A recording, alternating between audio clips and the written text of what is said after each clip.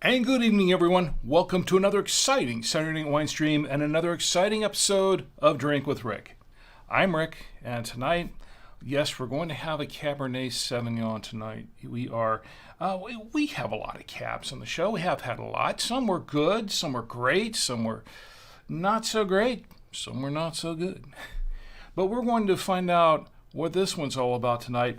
And this one does have a little special meaning for me, and I'll explain it as we go along. This is a cab that I was actually surprised to find at a local international supermarket.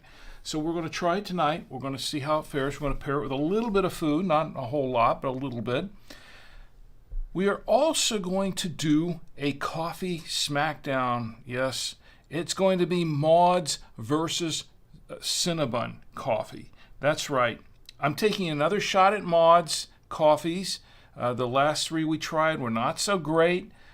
But to be fair, to be perfectly fair, I'm going to try one more. But we're not just going to have that. We're going to compare it with one that has been in good standing in this household, at least, for a long time. We're going to see how it fares, how it stacks up against it. So it is going to be a cinnamon roll coffee Smackdown. All right, we also have some national days to toast, and we do have a couple of short film segments to show because this is for a birthday, honoring a special friend of mine who passed away a few years ago, but it was his birthday. So I do this every year to celebrate him, and there's a story behind it. There is one, and I'm going to share it with you tonight. We're also going to do the usual stuff. Well, whatever you've got in the chats to throw in the chats, we're going to talk about that. So we do have a jam-packed show tonight. Now, if you're joining me for the first time or the 242nd time, because this is the 242nd episode of Drink with Rick on the Saturday Night Winestream, as you know, this is a stream of consciousness kind of show, and I do have my show notes. They're ready to go, right here, ready to go, but we don't stick to them exactly all the time. We've missed some things on past episodes before because we go off the beaten path, because we go by the chats. Because this show's not about me. I'm here to entertain you and to regale you with stories and things like that, things going on in my life or whatever, just to keep things moving. But the show's not about me. The show is about the wine somewhat and about the coffee tonight, but the show is really about you and me getting together on a Saturday night, just sitting back with our favorite libations, our favorite snacks, whatever they are, and just having a great time.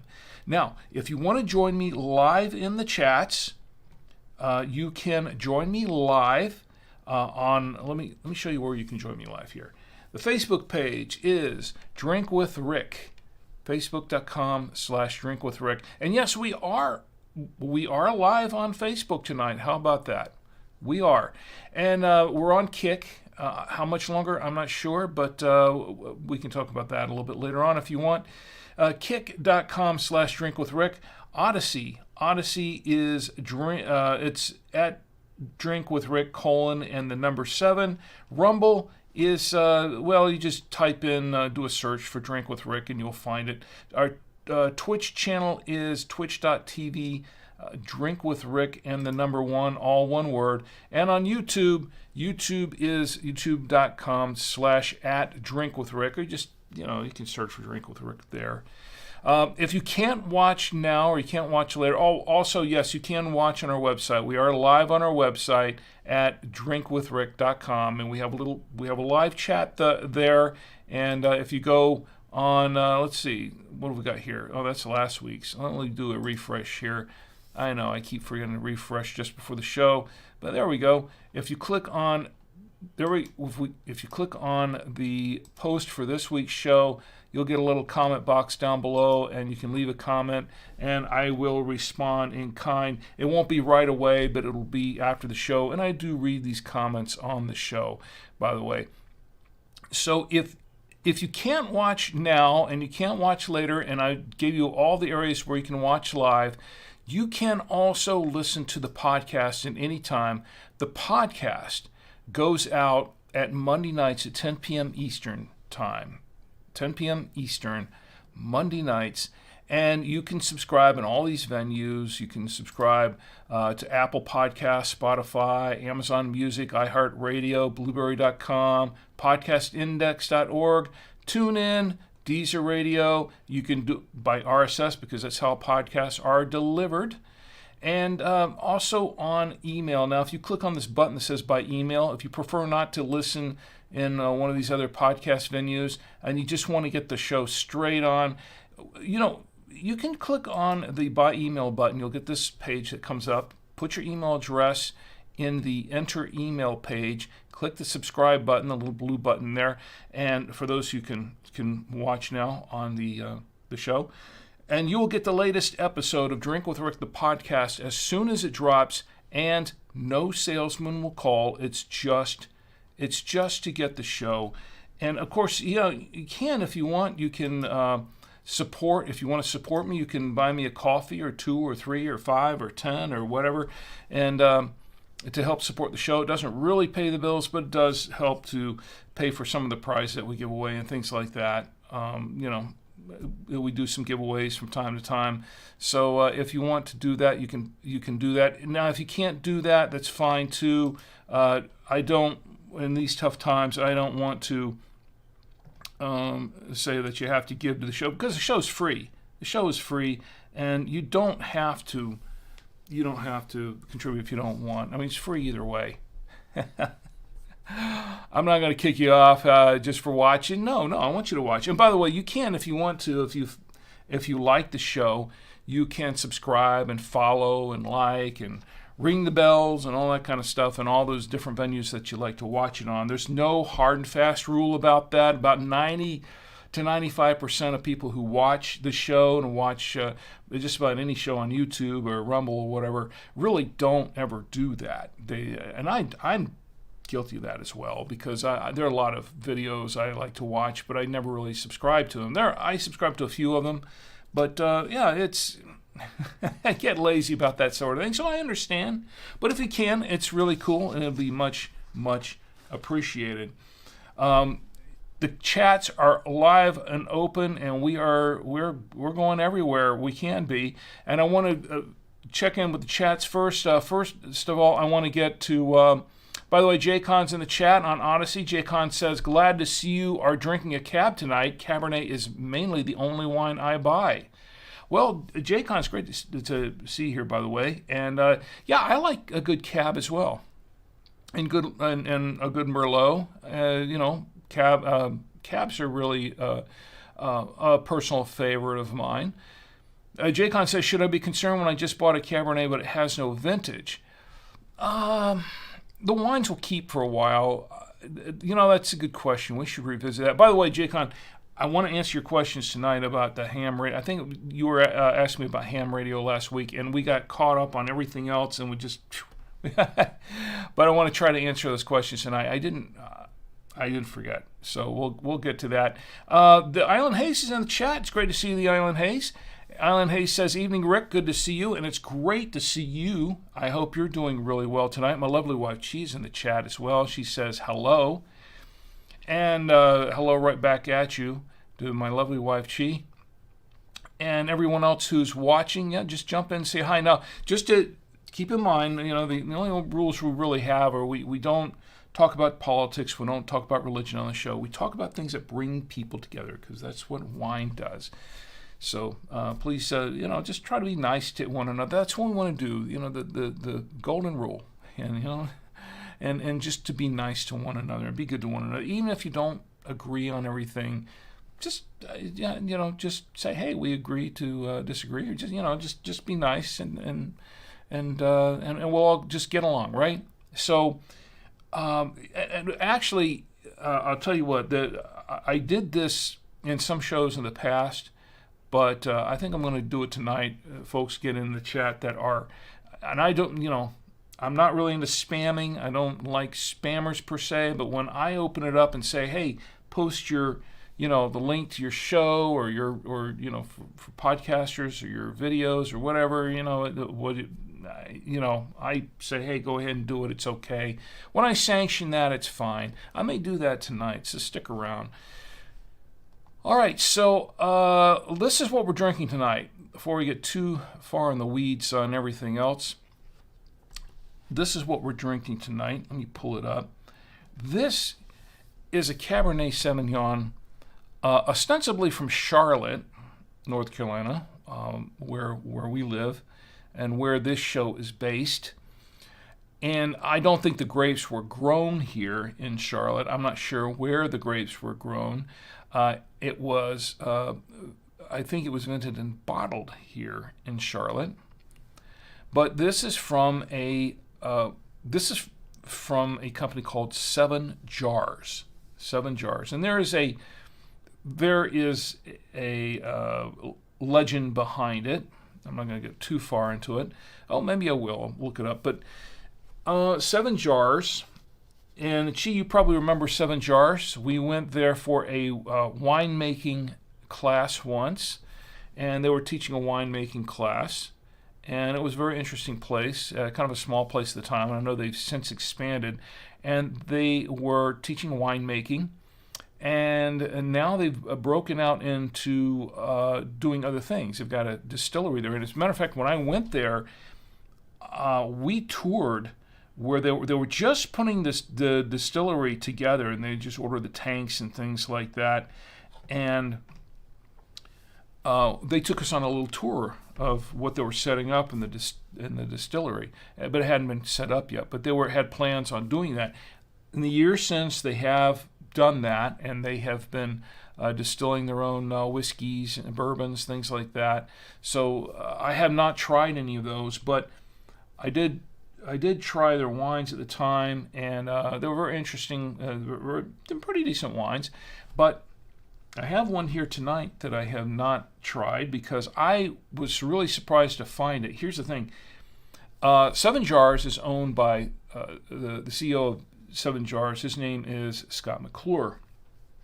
And Scott I first met Scott there at the wine tasting, and the wine class, I should say, and he gave us some tips and pointers and took us through the whole process from start to finish. And I've been following Scott in the years since, and I watched his enterprise grow. And I kept meaning to go back up there, but it's way up on the other end of Charlotte, so I don't get up there too often. But I've been meaning to do that. Anyway, I was surprised. I was wandering around in an international store called Super G Market, and I was looking around at some of the international wines and beers and ciders and things like that they had, and I stumbled across this bottle of 7 Jars Cabernet, and I was actually very surprised. I was like, wow, 7 Jars has got them here in the Super G Market. So I said, well, I have to buy one and try it out, and we're going to review it on the show, and that's what we're doing tonight. So anyway, this is what we got. This is 7 Jars. It's a Cabernet Sauvignon, and it says alcohol 13.5% by volume, and the 750 milliliter bottle. It says down at the bottom, it says, sometimes you have to dig a little deeper. There's a song called Gotta Dig a Little Deeper. Used to be on one of my MP3 players. It just came free with the MP3 player, actually. Here's the back of the bottle. 7 Jars. It says, now, this is going to tell you a little bit of the backstory on it, so I don't have to look it all up online. But this is a very interesting backstory, and as far as I know, and this is what Scott has told me that in the past, that this is a true story. So it says This might take a minute or two to read. This story began during Prohibition. Frank Ratcliffe, a dapper and handsome young man with a quick smile, recognized a need within the community and sought to fill it. And in parentheses it says here, okay, let's face it, he was a bootlegger. In parentheses. But unlike many moonshiners of the era, Frank focused on more than just corn liquor. He developed his own versions of wine, vodka, rum, whiskey, even brandies. Before he passed away, he buried his knowledge in 7 mason jars in a secret location. And this is what I was getting at, because this was how I first found out about this little legend. His lovely wife, Velma, didn't know exactly where. We didn't find them on the first try or the second. And that's how we learned that sometimes you just have to dig a little deeper. To share Frank's true spirit of American determination and ingenuity, we invite you to try this great wine. To learn more about Frank Ratcliffe and the 7 jars, visit our website, or better yet, visit us in person at our Charlotte location. And this is produced and bottled at 7 Jars Products in Charlotte, North Carolina. That's located at 6148B Brookshire Boulevard in Charlotte. And it is for sale in North Carolina only. So that's why I only saw it at that 7G market. Anyway, I'm looking forward to trying this out. And to Scott, I'll give you a shout out there to Scott McClure. Actually, I just did. But this was the story, basically the story about 7 jars. But I was under the impression that at some point they were able to unearth the 7 jars. It doesn't say so in the story here, but from what I understand from Scott, they did manage to find and unearth the 7 jars. And I think they got them. I don't know. I think they do. I'd have to ask Scott one of these days if that's the case. Gee, you remember going there, right? We went there and we had the wine.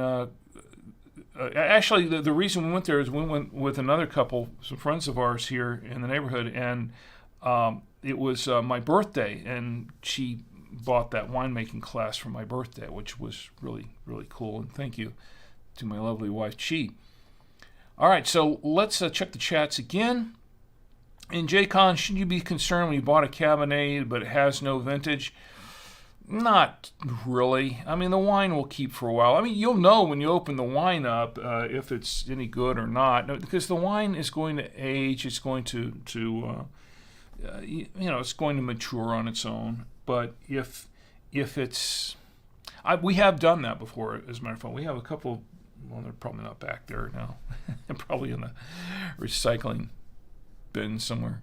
But there are a couple of wines that we've opened up that I could not find the year the year that was bottled, and I wasn't sure. I think one of them was fine. I don't remember what the other one was, but I do recall that I think one of them was okay. Sometimes the only way to know is just to open it up, pop it open, and take a sip and find out. That's the only way to do it, really. But wines in general will keep for a while. There are some wines where they don't put the year on for various reasons, but most of the time you're going to find the year that it was vented and bottled on the wine. Sometimes it's in very, very small type. Now, what is the name of the wine, J-Con? That's the question, because here's the thing, that there have been a couple of wines that I purchased that I didn't know what year they were because I couldn't find them on the bottle at first. And then it was pointed out to me later. And as a matter of fact, I believe there was one episode of the show where I was showing the wine. I could not find the year printed on the wine. And someone else with really eagle eyes who was watching the show pointed it out to me and said, no, it's right here. There it is. And I looked really, really close, and I thought, wow, how did they see it? How did they figure it out? Because I didn't see it at first. I went over the label a few times. J-Con says Smoking Loon from Chile. That Smoking Loon, yes, I know the label. I think I've had that. Smoking Loon. It's usually they have the year on the bottle there somewhere, if I recall correctly. I have had Smoking Loon. It's a decent wine. I like some of the Chilean wines that I've tried. They're generally pretty good.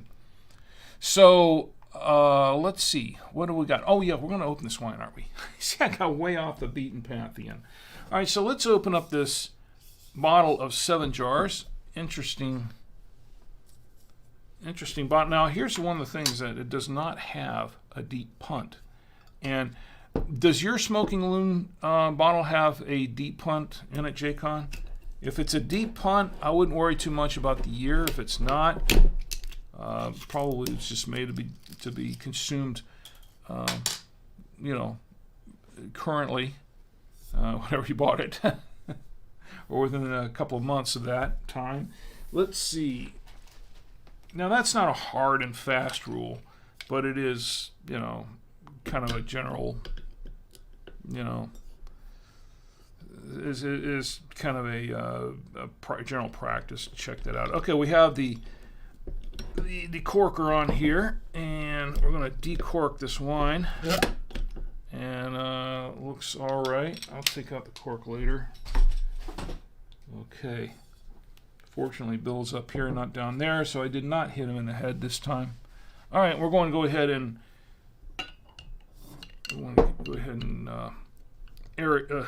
put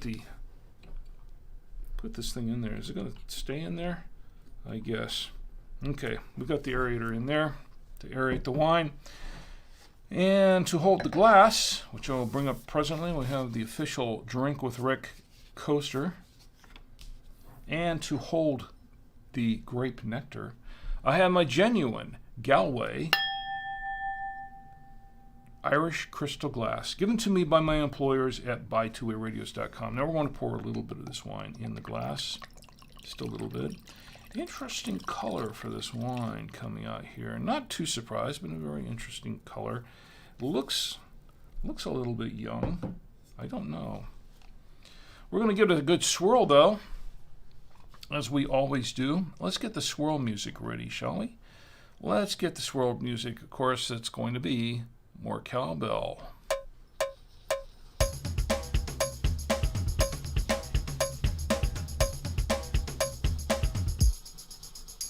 More cowbell.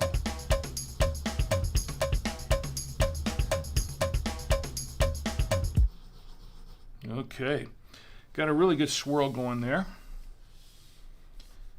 And we're going to set aside for just a few minutes now. I didn't really bother to look up the wine, the 7 jars wine. I should probably do that now. And the reason I didn't was because when I saw it, I was really surprised to find it. And I thought, well, just give it a fair review. But let me check this out. Let me see if there's anything on a line for 7 jars Cabernet Sauvignon. And so far, what's the year on this thing? It's, the funny thing is, let's go back and look at this again, actually. If we're looking back at the front of the wine, I do not see a year on this wine. Well, there you go. No, I actually don't see a year on this wine.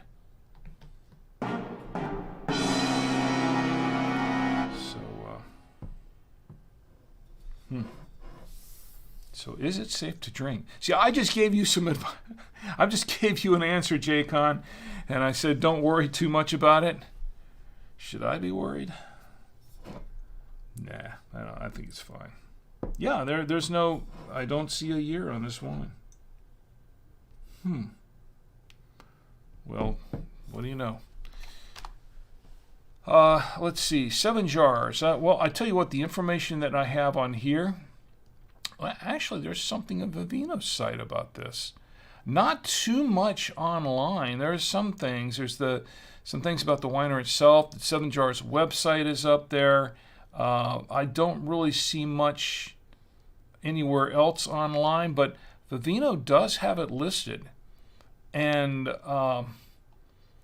it's, according to Vivino, it says the North Carolina red wine with the most ratings on Vivino costs $20. That doesn't tell me anything about this wine, pretty much. So I don't know. It's really the average rating on this. Oh, it says not enough ratings, but it has a few. It kind of jumps around. There are only 2 ratings on here that I could see. And it didn't really give a year of vintage for this wine either. So, I don't know. We're going to give it a taste in here in just a moment.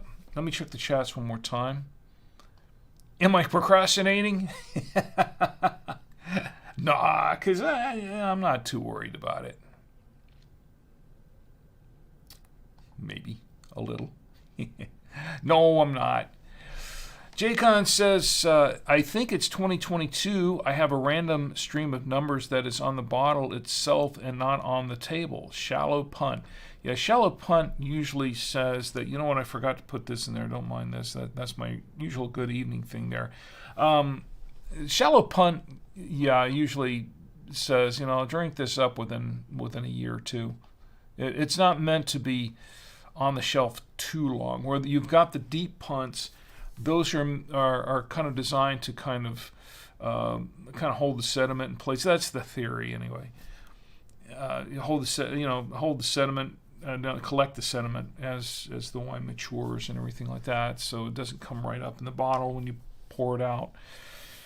A couple of reasons for that deep punt. One of the reasons too is that the deeper the punt, the more expensive the bottle, which means that it's usually a wine that's designed to be well taken care of. It may be worth a little more. It maybe tastes a little better. I don't know. We could go there. We could talk about that all night, but we're not going to, because this wine is not getting any younger. Let's hope not. So let's go ahead and give this a little bit of it. Let me check. I forgot to check Facebook here. Oh, and we are on Facebook. And Alan Hayes says, I'm trying Pacific Fruit Vineyards Sweet Peach Wine. The classiest $4 bottle I could find. LOL.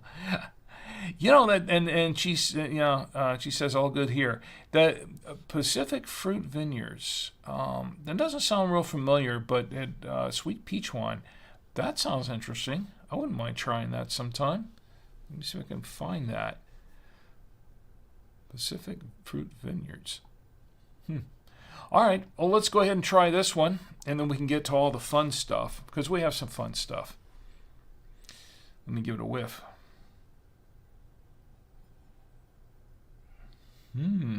Interesting.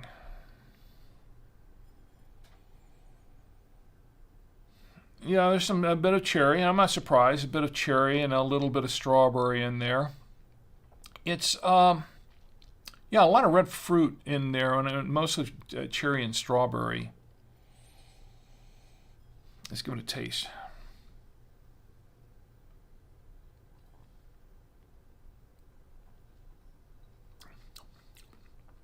Wow. A little bit tannic, not too much, but I'm surprised that it's sweeter than I thought it would be. Cabs are generally fairly dry wines, and as soon as this one hit my tongue, I could taste a sweetness in this wine. I'm not sure how to take that just yet. It's supposed to be very dry. It doesn't taste, it tastes somewhat dry, but there is some sweetness that goes all the way down. It has a fairly long finish to it. I've still got the finish there. Fairly long finish, and it goes down sweet too, somewhat sweet, at least to me. Now let me try this again.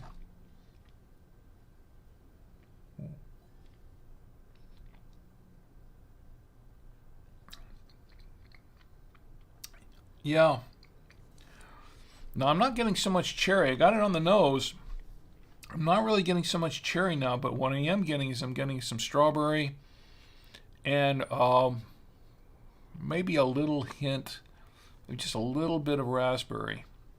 But it's all red fruit. It's all red fruit. Maybe just a slight hint. Something else in there. What is that?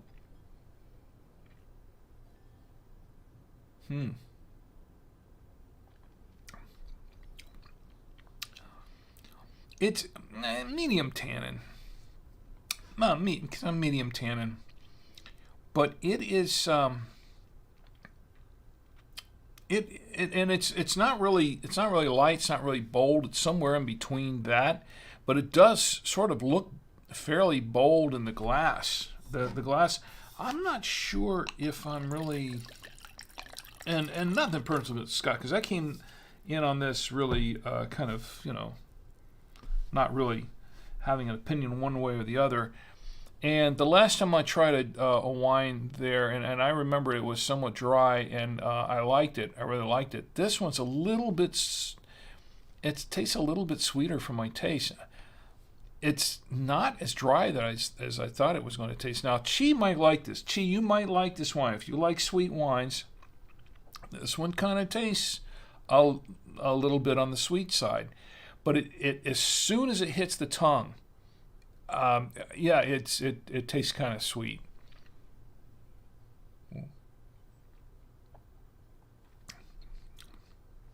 Not oaky. It's not oaky or anything that I can tell. Yeah, but it does. Wow, yeah, this is a bit on the sweet side for me. For Cabernet, I was not expecting that.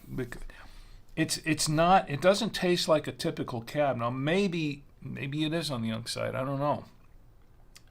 But it does not taste like a typical Cab that I'm familiar with. This is a little bit sweeter than that.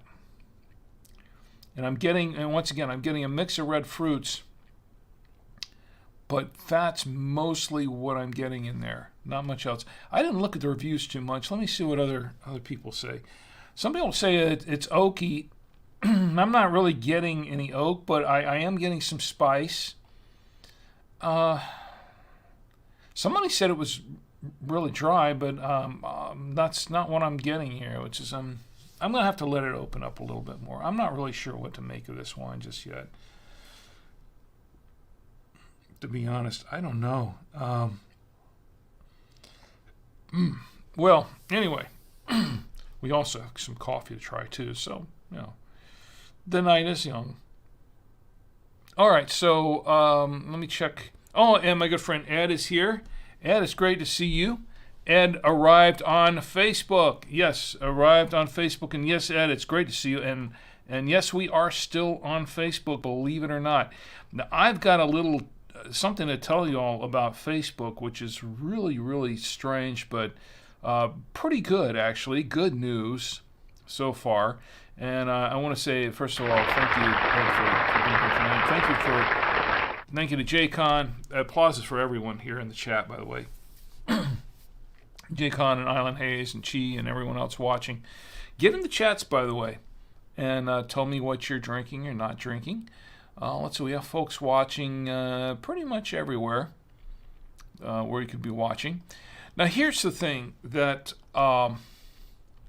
checking all the streams here. There we go. All right, so here's the thing about Facebook.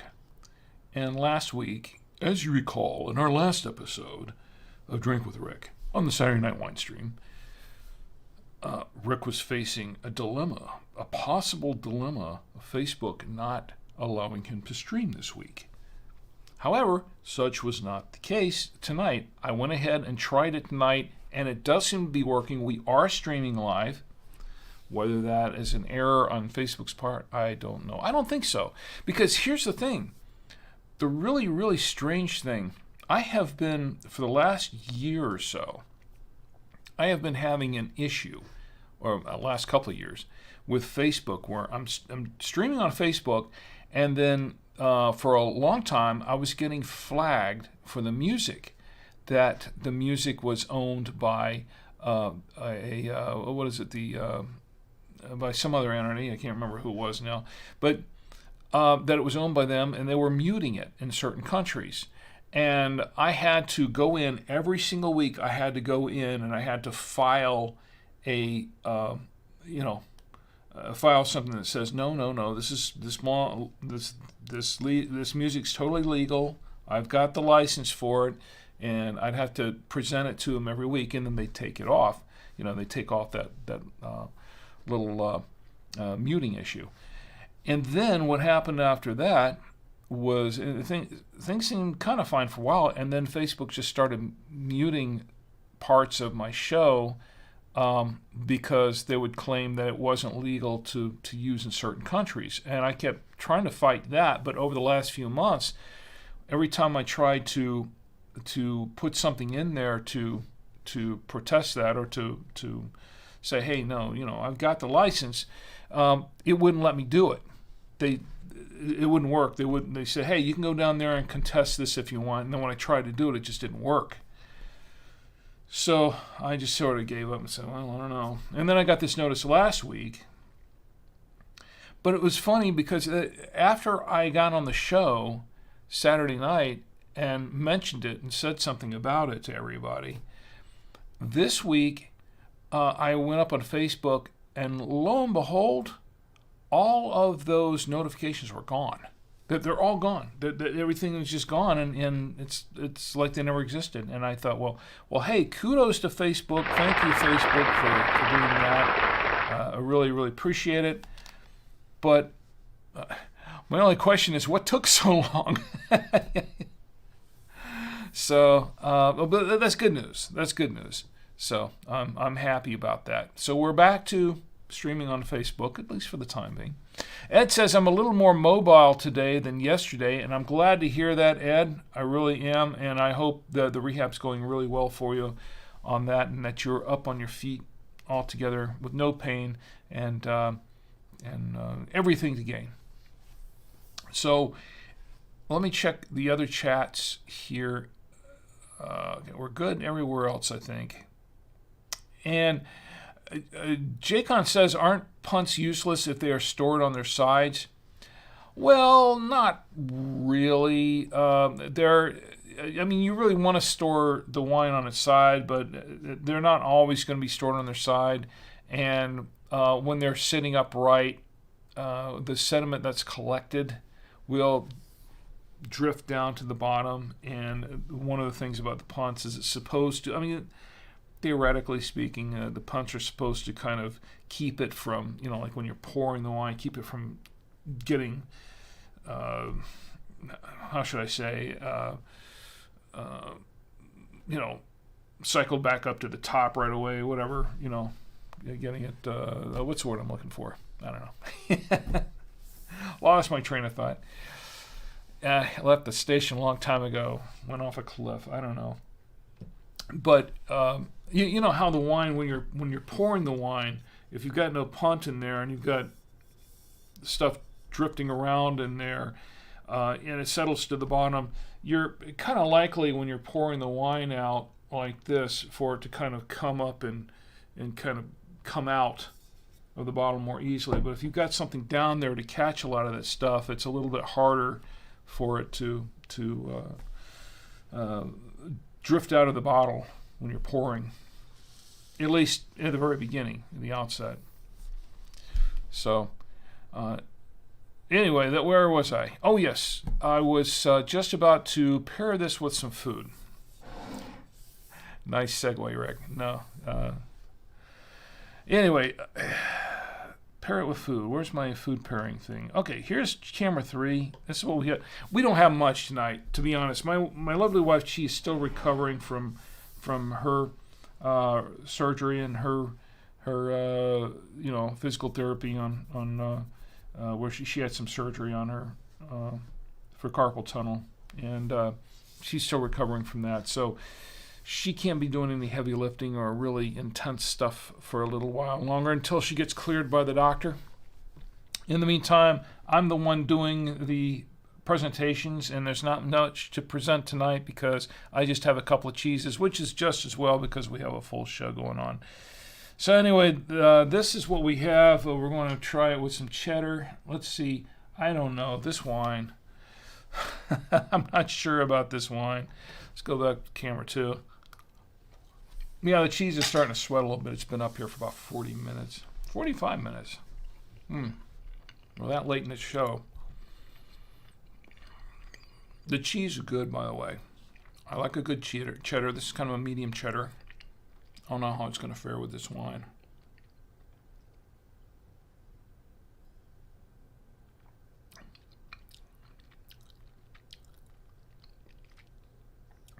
It's okay, but I still think the wine's a little too sweet for me. I mean, I'm drinking it, but yeah, I don't know. And it's okay. Well, we're going to try it with some mozzarella. Let's clear the palate first. Okay. Palate cleared. Let's go back to camera 3. Let's try it with the mozzarella. We have some soft mozzarella cheese here. Let me try one of these smaller ones. Okay. This one's really a soft mozzarella, as mozzarella generally is. There's a nice mozzarella, too. I forgot the brand. Let's see. Try it with wine.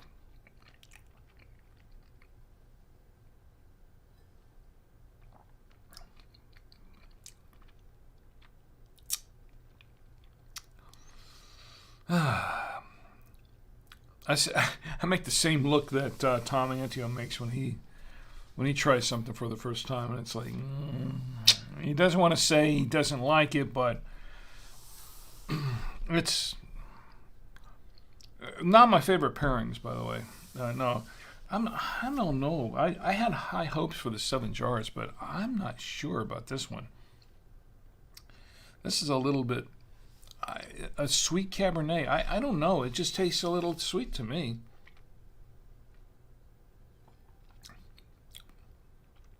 And it's not really that bold, but it reminds me of another wine that we tried that I did not like too much. It was a couple of years ago. What was that? What's the name of that? I can't remember the name of it right offhand. Yeah, I don't know about this wine. Maybe we should just kind of go right into the toasting of the coffee. Maybe I should toast with the coffee. I don't want to disparage the wine too much. We can drink with the wine, whatever. I just have to go easy on it because this is going to give me a headache. Now, wine headaches, I know, I can tell when a wine is going to give me a wine headache. It's when it starts tasting kind of, sweet like this, and I don't want to drink too much of it. But it'll give me a wine headache if I'm not careful, and I'll have to drink a lot of water in between. I'll have a final review on the wine at the end of the show. Hopefully, somebody remind me. Yeah. Okay, well, let's go ahead and get right to the toasting. Island Hay says, have you ever made your own cheese? No, I have not. Have you? It sounds like you may have done that. Have you made your own cheese? Now, I have cut the cheese a lot, but I have never made my own cheese. Yeah, you could take that any way you want. Yes, I have. But I do laugh at my own puns. So, somebody else can laugh for me. I don't know. It's,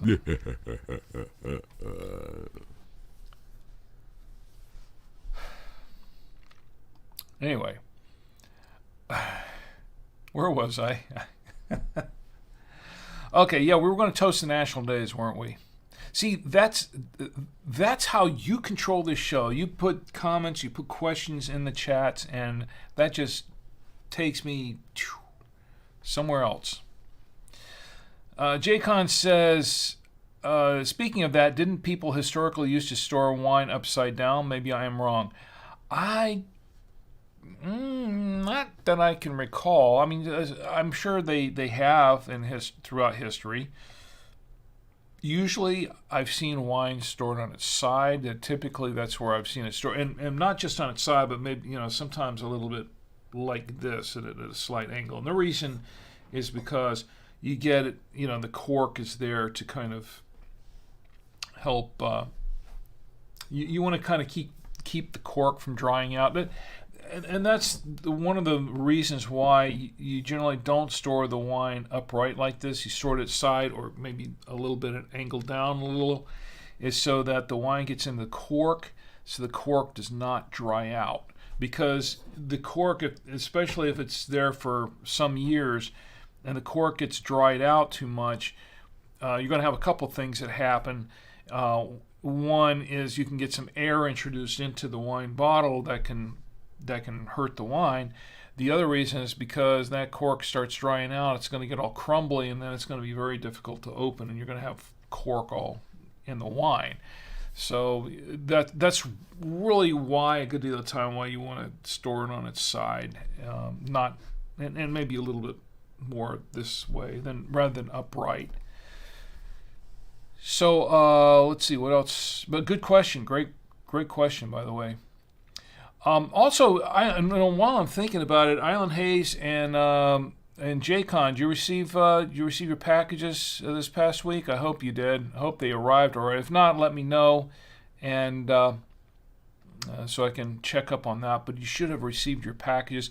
Also, JCon, thank you very, very much for. I noticed that you bought me another coffee, and JCon wished me a happy Father's Day in the process, and I want to thank you, JCon. Thank you very much. It is much appreciated. It really is, and I want to say thank you very much for JCon. Okay, we're going to toast. We're going to do some toasting because we have some days to toast. I think some of these will be fun. Okay, official toasting. It's time to toast the national days. All right, today is for another hour and 8 minutes, so I guess we better get done with this toasting soon. Today is June 15th, 2024, and today is National Big Boy Day. Do I have to bring the wine over here? I guess I should. National Big Boy Day. If you're not familiar with who Big Boy Day is, and I'm sure most people are, Big Boy, the iconic Big Boy from the Big Boy restaurants. They had the Shoney's Big Boy, and they had a bunch of different ones. The ones I was familiar with were the Shoney's Big Boy, and he was the big kid with the holding up the tray of food and the checkered. He had a checkered shirt or checkered apron or whatever, and suspenders or whatever, and that was the mascot, the icon. And the thing about Big Boys, I remember when I was a kid, they used to have, in the Shoney's restaurants anyway, Big Boy comics. So when we would go, that's when we used to like to eat at the Big Boy restaurant, the Shoney's, because the kids, we all sit down, my parents would order, and while we were waiting for our food, they'd bring us the Big Boy comic books. So we don't get the free comic books. And the adventures of Big Boy, Dolly, and Nugget. Dolly was his friend, Dolly, and then Nugget was their dog. So Big Boy, Dolly, and Nugget. I think they introduced a couple other characters later on, but I remember those. I wish I kept those comic books because I think they're worth some money now, some serious money. They're collectibles. But I do remember those when I was a kid. Here's to National Big Boy Day. I'll drink to that. It's also National Foam Party Day. Today is National Foam Party Day. I don't know. Foam party. Why not? I'll drink to that. Why not? Why not? By the way, all of these days are courtesy of NationalDayCalendar.com. National Day Calendar is Marlo Anderson's site. He is the CEO and the curator of all these national days. So thank you, Marlo. Even though we still don't have a National Drink with Rick Day, nor a petition for it. And He's still, I've still not been made an ambassador for nationaldaycalendar.com. At this point, I'm not too worried about it anymore. I did apply for ambassadorship. Never heard back. It's okay, though. It's all okay. Marla, we're still friends. Don't worry. All right, what am I looking for here? Oh, my photos. Okay, today. You ready for this? I'm not sure I am. I'm not sure I'm ready for this. Today is also National Megalodon Day. Yes, that's right. Today is National Megalodon Day. Believe it or not, they have a day for the Megalodon. And yes, founded in 2021 by National Day Calendar and Aurora Fossil Museum. So there you go. It's National Megalodon Day. Should we drink to that? I mean, apparently they're extinct, although in the movie The Meg and in the movie The Meg 2, which I did not see the second one. I saw the first one. Apparently they are not extinct, but who really knows? Who declares them extinct? I mean, these big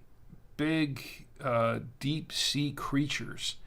There's a lot of weird stuff in the ocean, and who's to say for sure? We've only explored just a fraction of it. I don't know what 90% of the oceans we've never explored, and we don't know anything about that much. So, who's to say that these things are really, really extinct?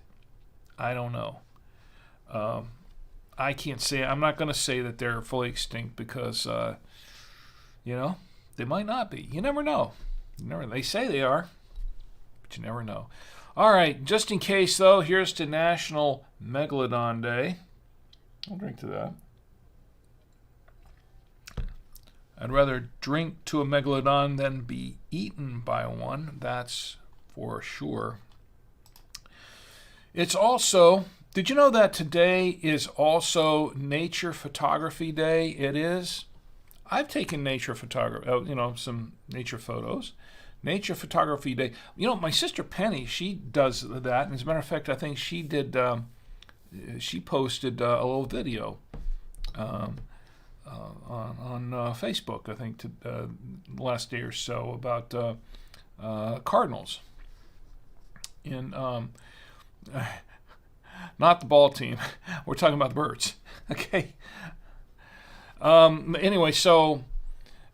She had a video of some cardinals there, and we have a lot of cardinals around our house that hang around, and I can't say the cardinals are my favorite bird. There are some other birds that I like better. I think I'd rather have the cardinals there than the robins. The robins can be somewhat really annoying, but I like birds. I like birds, and I like bird watching. Okay, I do like birds, as we will see in a few moments. Here's to Nature Photography Day. I'll drink to that. Sipping. Yeah, here's something that I should have brought up earlier. I mean, actually physically made one. And that is, today is, if I can pull it up again, today is World Martini Day. That's right, folks. Today is World Martini Day. And no, actually, it should get something more like this. Yeah. No, it needs full applause. Yeah. It's World Martini Day, everybody. Now, being World Martini, I happen to like martinis. Anyone else here like martinis? Anyone in the chat? Like martinis? I happen to be a fan of martinis, especially with the olives. And as you know, last week I mentioned garlic olives. And in this photo, it's kind of weird because I was looking for photos of martinis, and I just happened to come across this one. And what's in the martini? Yes, yes, not just olives, but garlic olives. You got garlic olives in the martini. So my favorite drink there, my favorite cocktail, and with my favorite olives. How about that? So it's a win-win there. Anyone else like martinis? It's okay if you don't. It's fine. Jaycon says, and what a great idea. Oh, wait a minute. I missed something here. Jaycon says, yes. So he's responding to my question if you received the items I shipped. Jaycon says, yes, thanks, by the way. Great gifts. I think I'm going to end up keeping the wine holder instead of gifting it because of how cool it is. I'm looking forward to filling out the cider book, too. Well, Jaycon, I'm glad you enjoy the gifts. I enjoyed sending them out to you. And trust me, these are fun. And the blue ones, I was going to put the blue ones up here. That was originally why I made the blue ones, was to put them up there so I could display the wines in the background. But then I realized after I'd done that the blue was the wrong color, because if you can tell here, the blue screen gets in the way and it would have messed things up. So I made some black ones and some gray ones too. And I'm glad you enjoy that. Jaycon says, also, what a great idea for that restaurant to give out comic books. I wish more of that existed instead of just cheap off-brand crayons and a random picture. Yeah. Yes, so do I. There have been too many restaurants I've been to that just give out the cheap crayons, right? Now, there is one exception to that. The restaurants that had crayons but had paper tablecloths. So there was one restaurant in particular. What was it? Was it the Macaroni Grill? I think it was the Macaroni Grill that did that. They had big round tables you could sit at, and they'd lay out the paper tablecloths, and then they issue crayons to the kids. And that was when my kids were younger, and they could sit there and draw all over, the table and everything with the crayons. And it kept them occupied. That's the thing. It kept them occupied. But that was one exception. The rest of the time, the cheap crayon thing, yeah. Then you have to worry about some of the little kids grabbing the crayons and trying to eat those instead of their dinner. Then I just had to watch for that. But yeah, you're right. Let's see. Ed, I hope you're doing really well, and I've got some things to send out to you here shortly. I just didn't get them out in time this week for the show, but I'm hoping that you'll get those. You'll enjoy what I'm sending you here shortly. Island Hayes says, yes, thank you much. Going to get started filling up the cider books soon. Well, you know what? We have another cider that we're going to try in the next week or two, in the next couple of weeks. You remember that cider that I reviewed last week on the show? Oh, I got to show you this real quick. I already showed it to you. It was last week when we opened it up. This cider, the Blackberry Crumble, and I really, really liked it with blackberry, vanilla, and cinnamon cider. Well, I went back to Trader Joe's to get some more of it, and just like with the strawberry crate cider, they didn't have this one anymore, or at least when I went there today. But what they did have, and I don't have a picture of it yet, but they had another one called Razzleberry cider, and it's made by the same, I believe it's made by the same cidery. It's down there in the bottom. I don't know if you can really see it too much, just the top of it. But it's down there, and we're going to review that in a couple of weeks. I'm looking forward to trying that one, because if it's anything as good as that Blackberry Crumble was, it should be really good. And probably a little bit better than this. I'll be honest. I'm still drinking it, but I can't say I'm really super crazy about it. I don't know why. But, and sorry, Scott. Maybe it's just me. It's not you, it's me. That's how it works. All right, so let's get back to toasting the national days. I tell you, this is a fair and an honest review. Back to the national days. Where were we? Okay, so World Martini Day. Did we drink to that yet? Well, let's do it. Here's to World Martini Day. I'll drink to that. So, there are a couple of different kinds of martinis. And of those of you who like martinis, do you prefer a gin martini or a vodka martini? I personally like, I can have either one, and I've had both, not at the same time, but I have had a gin martinis and vodka martinis. And what I like is I like them very dry. So generally, a proper martini is made with gin or vodka and vermouth, and then you've got the olives. And I like them fairly dry, so that the less vermouth you put in there, the drier it is. And the vermouth is part of the martini. I just don't like it too much. I don't like it too well with the vermouth. But that's my preference. And yes, I could have it shaken or stirred, to be honest. For those of you who are wondering, I really don't have a preference for that. Shaken or stirred, it's fine with me. So, World Martini Day. I'll drink to that again. If only I had a martini to toast it with. Today is also National Smile Power Day. That's right, June 15th is National Smile Power Day. So let's all put on our smiles. I feel more powerful already. Smile power. There we go.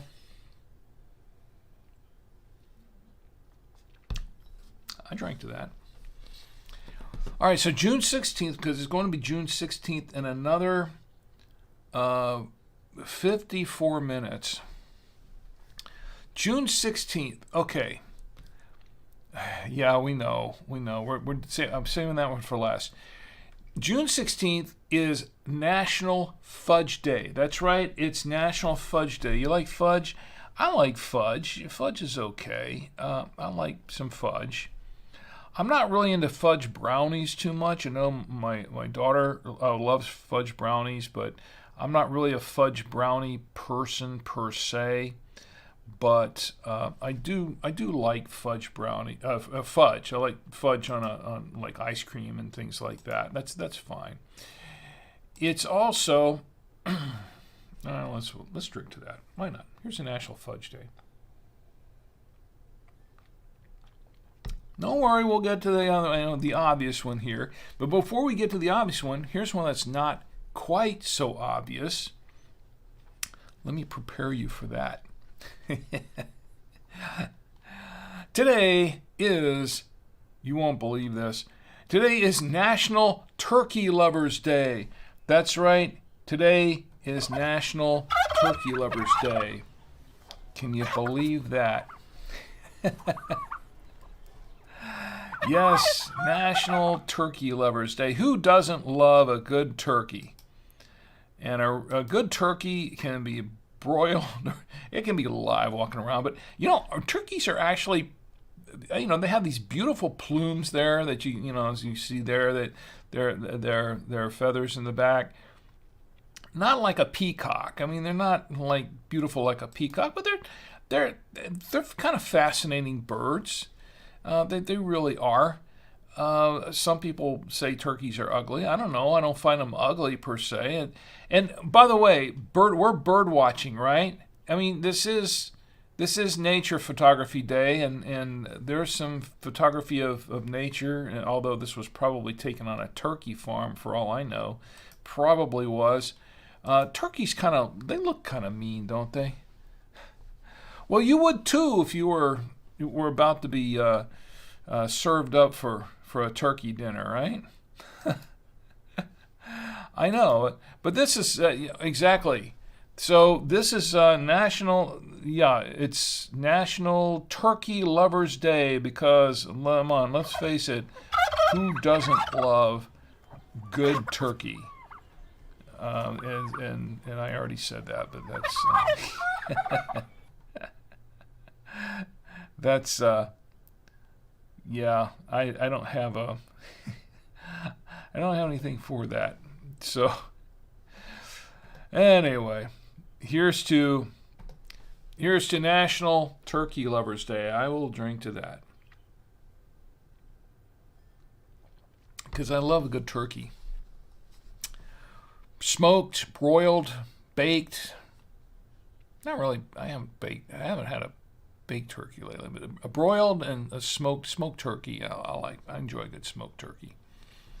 Let's go take a look at that one more time. Wait a minute. Can we go back to that photo one more time? Oh yeah, isn't that a really, really beautiful bird? They are beautiful birds, aren't they? Yeah, they are. They're beautiful birds. Yeah. So there you go. I hit the wrong button.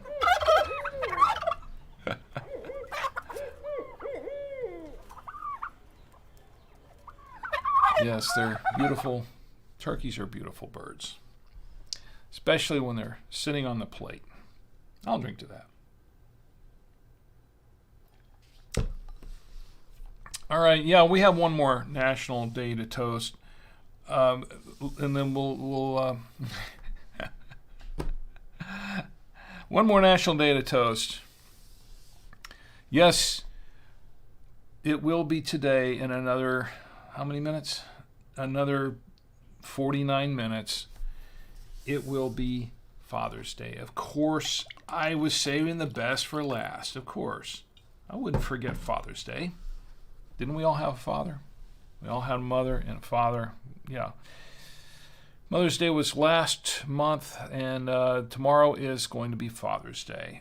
And now here's the thing. I don't usually make a really big deal about Father's Day, and I want to say to everyone with a father, happy Father's Day to you and your fathers and your grandfathers and great-grandfathers and so on down the line. And if you're a father-to-be, here's to you as well. Happy Father's Day.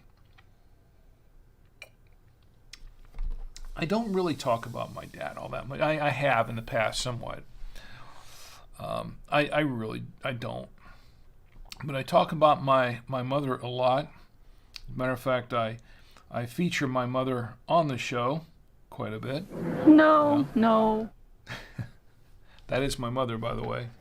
So how come I don't have any reactions here with my father? Let's answer that one another time, shall we? Not tonight. But yeah, I know. Anyway, here's to Father's Day.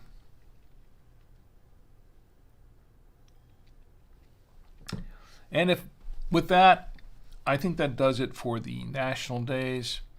This is what we're drinking. We're drinking the 7 jars Cabernet Sauvignon. And no, I've been looking around. I still can't find it anywhere. I do not see a date on here, a year, a vintage year. I really don't. Not anywhere on here. Unless it's on the, you know what? It's possible it could, let me get this back up here. It's possible that it could be on the cork. Let me take the cork out. Decork the cork. It's like a fairly traditional cork. Sometimes the corks will have, which camera am I on? Let's get on this one. Sometimes the corks will have the year stamped on it or printed on it. So even if it's not on the bottle, Jake, that's something for you to check. Check and see if the cork, if that was not a screw cap, by the way, but if it was a cork, see if when you pop the cork on it, see if there is a year stamped somewhere on the cork, because sometimes when the wine bottle may not actually have the year on it, the cork may. So check around for that. And I don't see one on here anywhere. I don't see one.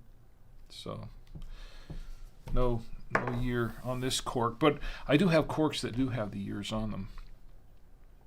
So there you go. Why wasn't that pulling up? My lower third. There's my lower third. I forgot. I turned it off and forgot about that. Forgot to turn it back on. So where was it? Oh yes, we've got more stuff to do. right? Oh, yes. Okay, so I do want to give a shout out to a friend of mine who passed away in 2018. And I've got a little story to tell about him, if everyone's ready for that. I should find it interesting. Let me first of all find out where I did with my photos because he's in my photos somewhere. Where are my photos? I have to go back. These are not the photos that. No, that's not him. Okay. No, that's the turkey that I like so much. Let me go back to my other photos. Okay, stop the show. We always have a show stopper here. I don't know what I do with my photo. Here they are, and my photos. Okay, so let me see if I can find him in the photos because I know I've got him somewhere. There we go. I found him. So this was my friend Will Campbell with the ghost pepper chips in the background. You're not going to see that. All right, let's try this. This was my good friend Will Campbell. He was a member of our film club. As you know, I used to make some films, Super 8 films back in the day. And Will, he was larger than life. I mean, literally, he really was. And I mean that in a good way. He was a very, very, very energetic, and he was just a very active person, even his old age. And I can't remember exactly the age he was when he passed away. He passed away in 2018. But Will was really a really cool guy. It's just one of the things about Will, and let me get back to my there we go. One of the things about Will was when my friend Jim and I, Jim Chamberlain, who he and I co-produced our Space Apes film and a lot of other short films that you've seen over the years on the show. We joined what was in the beginning the Cinematography Club of Orlando, which later became the Association of Cinematic Arts, and then later on after that the Association of Cinematic and Video Arts, when video really kind of took over. And Will was actually president for 1 or 2 years, and he was very, very active in the club, and he was very influential in getting our film festivals and things like that going with the club that the club put on, the international film festivals. We used to do these film contests in the club, and everybody would enter a film, would get a basic topic or something, and we'd have so many weeks to make a short film and put them in as a club contest, and we'd all show the films, and then everybody would vote and say, oh, who won, and you get certificates. I have a few certificates. I have a few awards that I won for various short films that I made back in the day from the club. But it was kind of a running thing where Will had a tendency. Well, he started off shooting Super 8 like the rest of us, and then he moved to video and got a lot of video equipment. And it got to the point where after a while we would be entering these films in the contests, and Will would have a tendency to put in his entry, but he would do very, very little, the minimal amount of effort on this film. I remember that some of his videos, he had a running thing going where he would do these sock puppet videos behind the couch, and he just let the thing run and do these little skits with sock puppets, and that was his video. And the rest of us would pour our hearts out, and the blood and sweat and the tears and money, making all these little film projects. So for some reason, his little videos would always seem to win. So let me check the chats here again, and I'll get back to this. Get back to the story here. Island Hayes says, the peach wine seems slightly carbonated. Is that normal for lighter colored wines? It can be. It can be. It depends on the wine. Depends on the type of wine. Now, if you're my sister Gina, she would tell you, if she was here in the chat tonight, she would tell you, well, if it's a peach wine, it's technically not wine, because wine it means that it comes from grapes, grape wine, and if it's another fruit.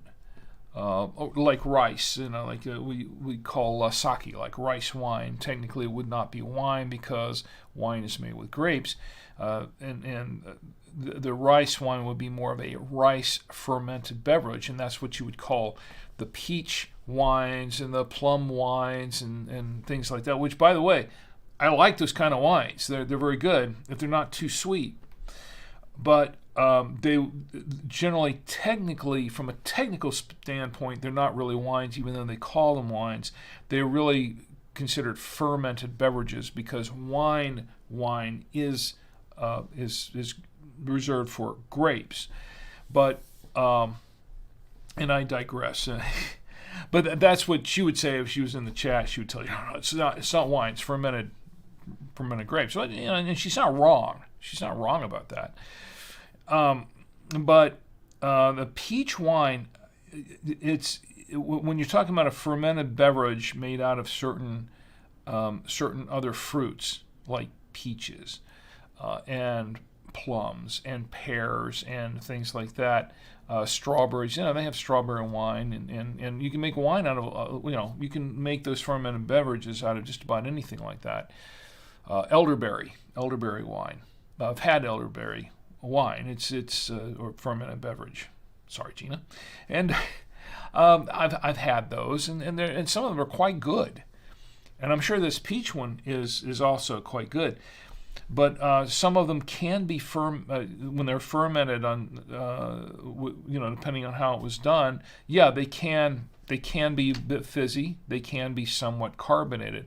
The Stella Rosa wines, which my lovely wife Chi and my daughter, they kind of like those a lot, and I like them too. They're lighter drinking wines. Those are fairly carbonated, so there's nothing wrong.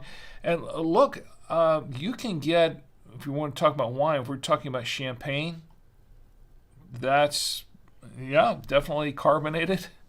Nothing wrong with that. So it can be, yes, peach wine can be carbonated, absolutely.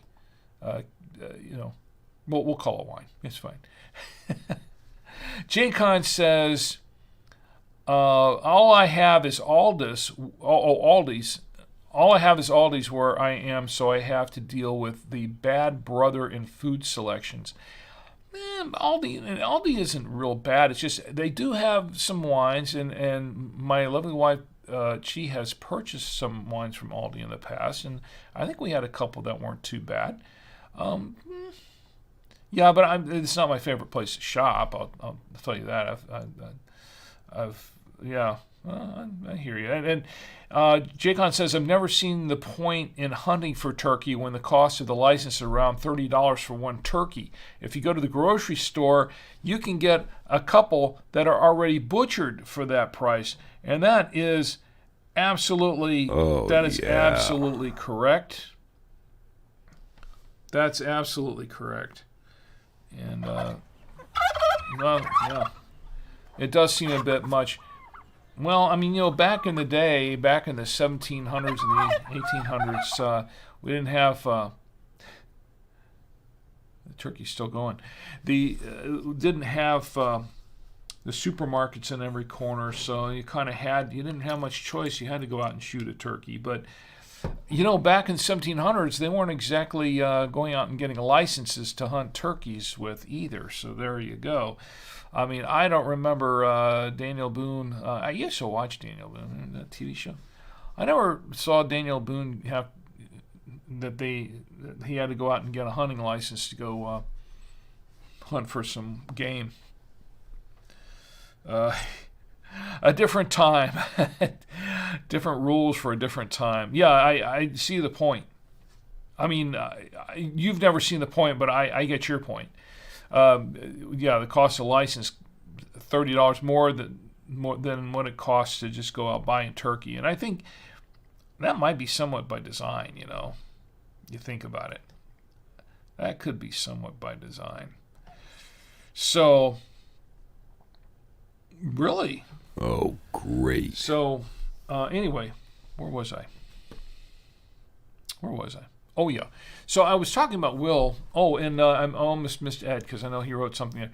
Ed says, in honor of Father's Day, here's a favorite dad joke that I have shared with you before. Okay, I'm ready for a dad joke. Everybody ready for a dad joke? Here we go. Ed's got a dad joke. And I got a drum roll. Ed says, I got to be ready for this. No, wait, that's not what. Be quiet, Bill. Be quiet, Bill. Your turn's coming later. So Ed has a dad joke. And Ed says, if I have no kids, but I love to tell... Wait a minute. It says see more. See more? Oh, I got it. Sorry about that. I messed that up, didn't I? If I have no kids, but I love to tell corny jokes, what do you call me?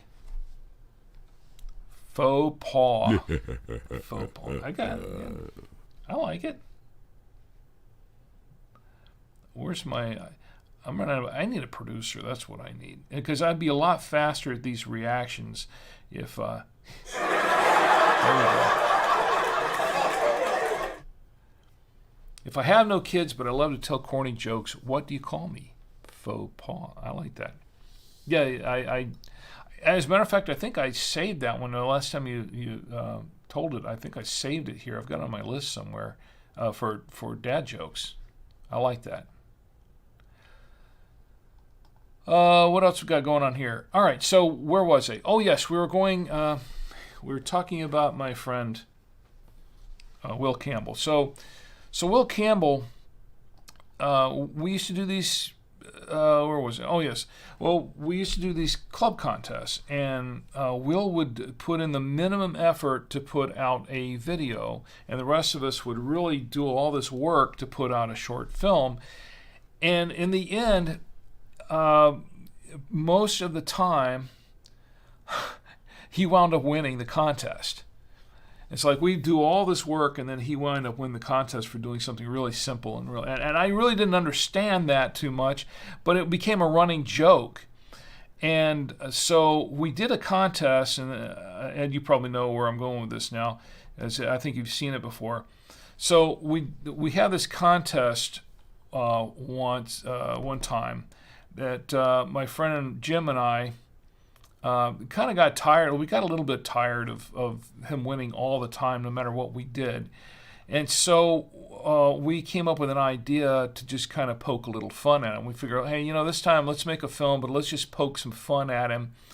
And if I can find out what I did with my film, there we go. And we'll poke some fun at him. And so we made an animated film, a short animated film called The Damn Film, because that was one thing that he liked to say. That was one of his catchphrases. Will would go like, "Oh, I went to the damn store, went bought some damn coffee, and went down, put it in my damn cup, and then drank it. Well, oh, damn." So that was his thing. So we made a short film called The Damn Film. And this went up against his, and I think it was another one of his sock puppet things. I don't remember what it was, but it went up against one of his short videos. And this was the result. This was The Damn Film. Hell, it looks like it's the damn film.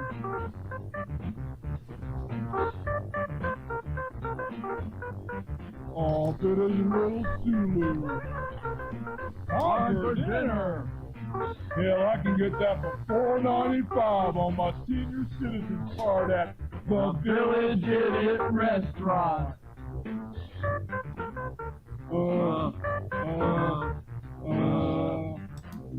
Hell, looks like that damn.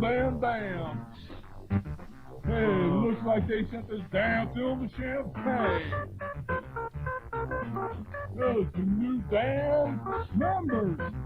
Oh, they can't vote yet. Let me tell you all a story about an ACBA. A poor film club had a contest one day. All the members with the entries had movie-making skills, but they all lost to a man named Will. Who has an entry? We do. We do. Who's gonna beat us? Somebody will. Will win or will we?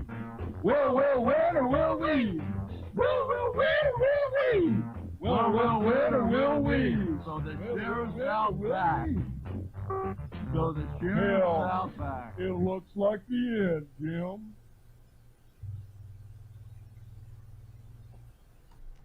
So that was the damn film. And by the way, for the record, he won the contest. He enjoyed the film, but he still won the contest. So we were poking some fun at Will. So there you go. So because of that, and by the way, I'm going to keep this in the podcast version because it's all, there's visual, but it's also very, there's a lot of audio there too. So, anyway, when we made our film, Space Apes from Ice Planet Alpha, our feature film, we were poking a lot of fun at a lot of the, pretty much at ourselves. That was what we're doing. We're just pretty much making fun of ourselves. And, of course, we were making fun of some of the other members of the film club, in particular Will. So we wrote in this final scene. If you've seen the film, if you haven't seen the film, we'll show it again at some point. Or you go back and look at a previous episode, you can see the film in its entirety. But there was a scene at the end of the film, which kind of if you haven't seen the film, this is kind of a spoiler alert because this pretty much tells you how the film went, what the climax of the film was. But we had to throw this in because this was Will Campbell. And the funny thing is that we wrote this with him in mind to play this part because we were making fun of him. And he took it up. That was the kind of guy Will was. He says, yeah, sure, I'll do it. So he did it. And he was over the top as usual, and he did a great job with it. So here is that scene. Pretty much encapsulates Will and our competitions with films in that day. Hey, can you believe that film took first place? You're kidding. It won? Oh, it was a great production. It was really done well. My film won? No, my film won. Your film stunk.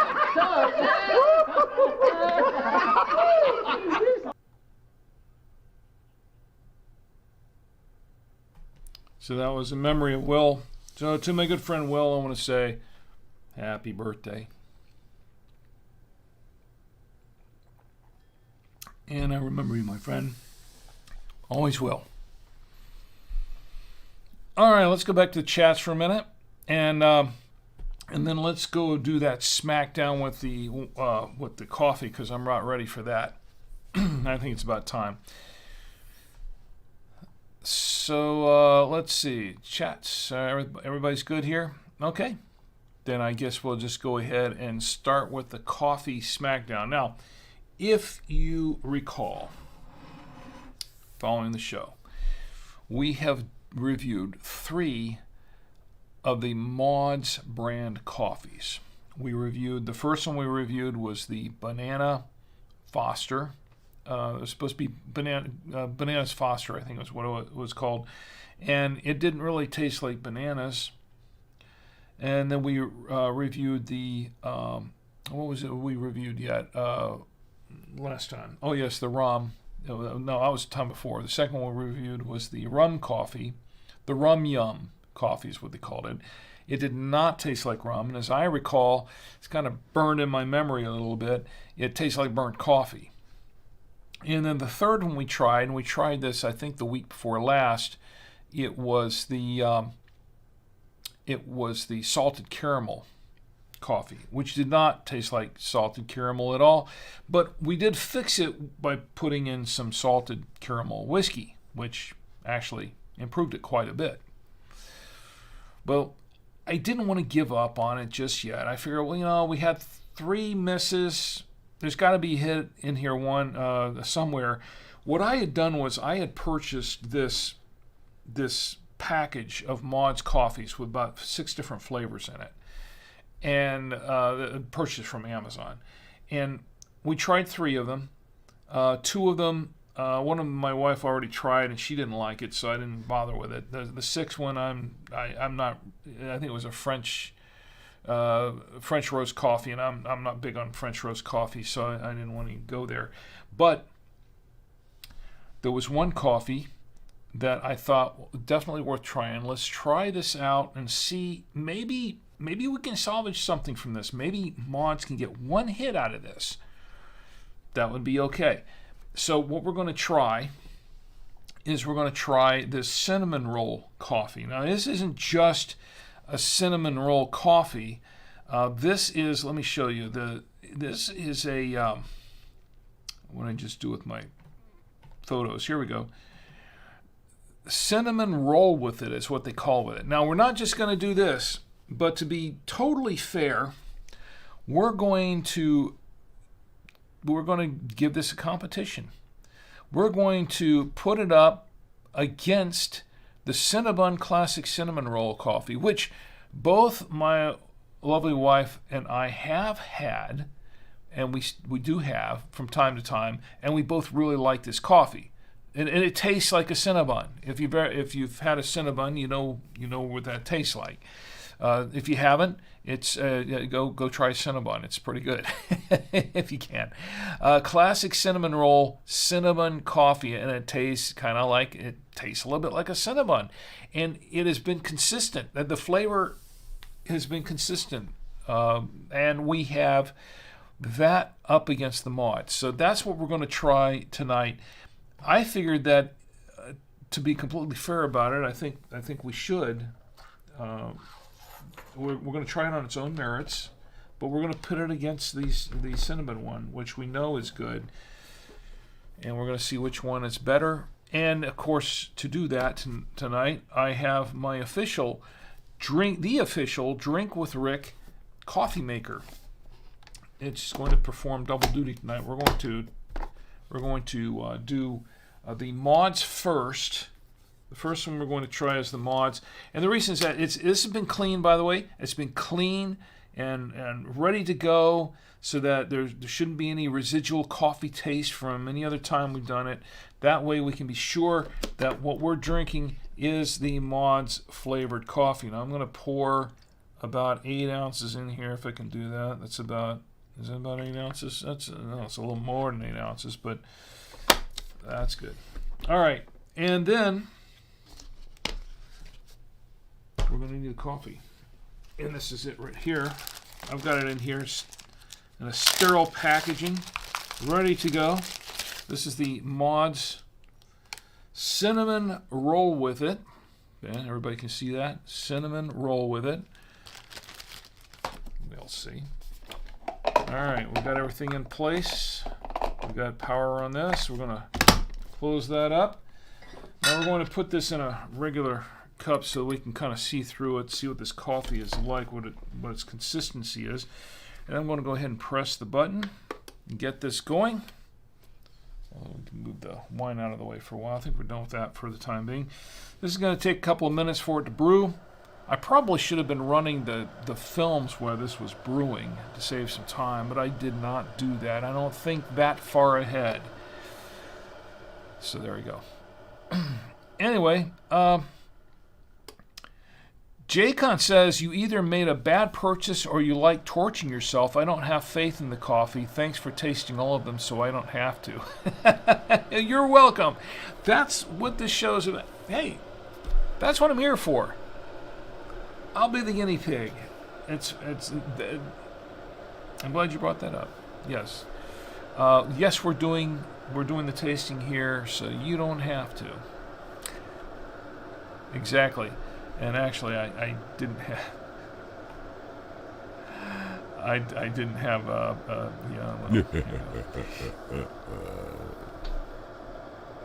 So it's going to start brewing at some point. I have faith in the official Drink with Rick coffee maker. More faith in the coffee maker than I do in the Maud's cinnamon roll coffee. But I must keep an open mind, right? It's important to keep an open mind about these things. I have not tried this coffee. As far as I know, I've never tried this Maud's cinnamon roll coffee before. At least not to my recent recollection.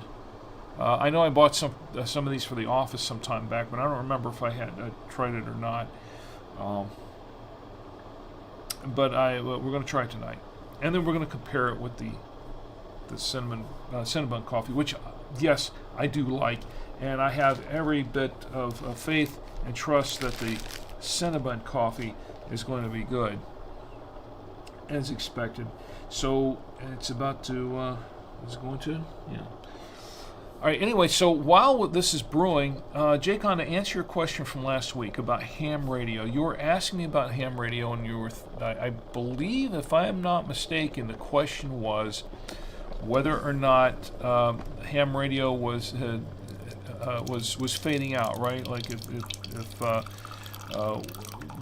ham radio was losing its popularity, and to answer the question, I think that was the question you asked, if I'm not mistaken. To be honest, I think that ham radio, there was a little period there a couple of years ago where it seemed like things were slipping, and a lot of the old ham guys were getting older, and not enough new people were getting into ham radio. And there are a couple of reasons for that, and I kind of put the blame on some of the ham radio guys themselves for that, and I know some of them are not going to be happy with me saying this, but yeah, there are some old ham curmudgeons. Not a lot of them. A lot of them are really good people, but there are some. There's a small contingency of them that tend to look down at everybody else who's not a ham, and when the new kids come in, they want to learn. They're kind of a little bit. They're not that eager to teach them. Rather, they're more interested in telling them how they're not doing things the way they should be doing them. And that's one reason why I don't talk about my dad that much, because he was kind of that person. He would be more interested in yelling at you than for not doing it right than showing you how to do it right. So, which was not much of an incentive for getting me to do things with him, and that's kind of the way I think some hams. I'm just saying some, not all at all. There are a few that were like that, but most old ham guys are actually pretty good. The community as a whole, I think, is a pretty good community. But you are going to have those few that I don't want to say narcissistic about it, but yeah, I want to say they're a little narcissistic about it. But anyway, so a couple of years ago, due to some changes with the FCC, a few years ago, the FCC made some changes that really became a shot in the arm for GMRS. And because of that, more people said, hey, let me go get my GMRS license, which is not required. A ham license requires a lot of study. You have to do some study and everything to get the license and testing. GMRS license doesn't need that. It's like a fishing license or a hunting license. You just go to the FCC, you plunk down $35 and fill out the form, which is actually fairly easy to fill out, and you get your GMRS license. No big deal. However, it's the form. It's getting to the FCC to fill out the form and everything is a real project in itself. But it's no big deal just to get the license. And so many people wanted to get into ham radio, but didn't want to have to take the test and study for it. But GMRS became kind of an entryway. I don't want to say gateway drug, but kind of a gateway kind of thing for people to get a taste of what the radio, working with radios was like. And a lot of them have kind of commandeered GMRS as a hobby. It's not really a hobby. It's really more of a utility service. But enough of the GMRS crowd has gotten into it and turned it into a hobby, more or less. And now a lot of these people who are into GMRS really want more, and they realize that getting into ham radio offers them a lot more. In GMRS, you only have like 22 channels, simplex channels, and 8 repeater channels. So you just have 30 channels total to talk on one band. And ham radio gives you a whole bunch of bands with a whole bunch of frequencies and a lot of spectrum to talk on, and you can talk all over the world in some cases. But because of all these people, the influx of people getting a GMRS radio, now they've gotten a taste of it. They say, hey, I want more. I want to do this and I want more. So now more and more are interested in getting their ham license. So you're starting to see an influx. This is why I didn't want to get into it last week, because I know it's going to bore a lot of people here not into radio at all to death. But to answer your question, Jacon, we're starting to see a resurgence in ham radio, because I think part of it has to do with the GMRS crowd. A lot of them are they're finding out what you can do with radio and the possibilities, and they're saying there's more of it there in ham radio, and so more and more of them are becoming interested in getting into ham radio. So because of that, you are seeing an uptick in people becoming licensed hams. And it's certainly not like the CB craze of the 70s, where everybody and their grandmother, literally everybody and their grandmother was getting a CB radio. There were a lot of grandmas that were talking on the CB2 back then, and grandpas too. But it's enough of an uptick that it's getting noticed. It's getting noticed. So that's a good thing. I think it's a good thing. Does that answer your question, Jacon? At all? I know I was a week late in answering it, but I didn't have a whole lot of time last week to go into it. But and hopefully everybody else is still with me on this. But we have the coffee here. The coffee is done, and it's still hot to drink. Too hot to drink here, but we're going to set it down for just a moment. Let me give you a little bit of a whiff.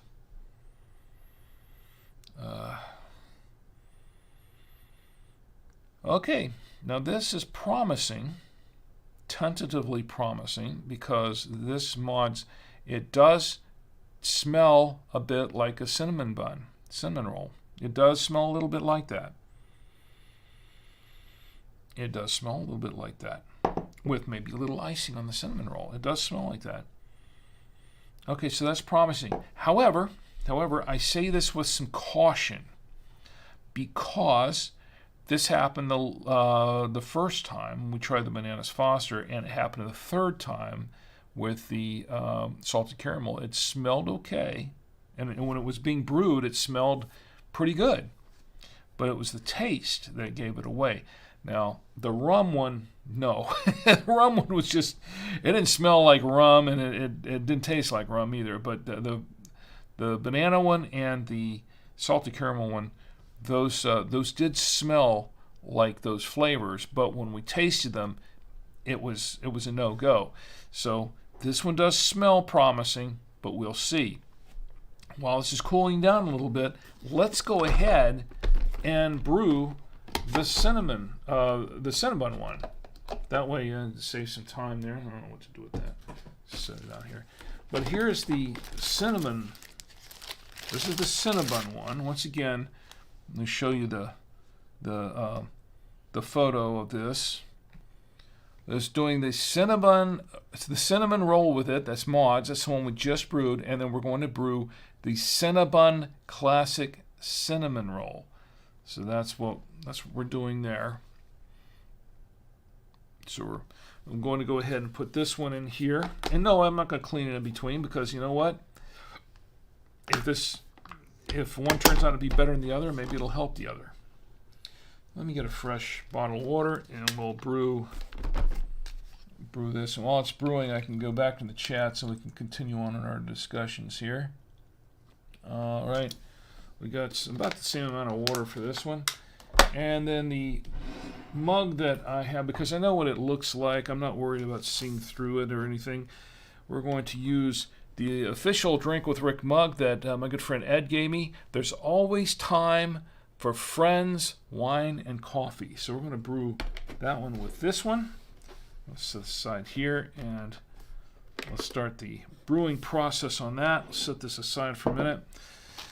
And while it's brewing, let me get back to the chats. And the Island Hayes says, very sweet tribute to a good friend. Glad I could be here to enjoy the memories with you. Cheers. Well, thank you, Island Hayes. I really, really appreciate it. And he was a good friend. Really, really cool guy. He had a band, too. Will had a band. They played country music. And he had a country band that I think almost just right up to a couple of months before he passed away, he was still very active with the band. And he was very much into the latest technologies, too. He was in his late 70s, I would say late 70s, early 80s, and he was still trying to get into the latest technologies for doing music and video and things like that. One of the things that he did, he was the first person that I knew that purchased, I don't know if you remember, for those of you who are into computers, he was the first person that I knew of that purchased a Commodore Amiga. And I'd wanted an Amiga, but I couldn't really, I had too many other bills to pay. But he had the time, he had the cash to spare, and he was in the band. He bought it for his band to do a lot of, to put a lot of the music together with his band. He had a really nice keyboard, and he set up a MIDI interface with the keyboard, and then he bought a Commodore Amiga, and he did a lot of music with that, and really impressed me, especially for a guy his age, really keeping up with the latest of what was out there. Very innovative guy, really. He was a nice guy. He really was a nice guy. All right, it's starting to brew now. Here we go. It's brewing.